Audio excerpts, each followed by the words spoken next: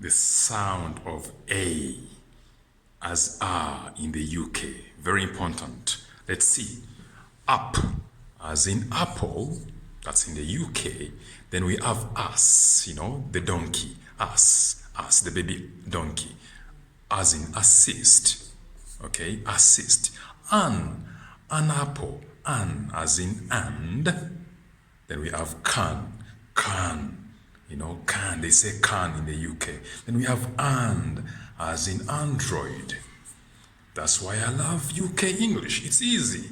As in your language. We say up,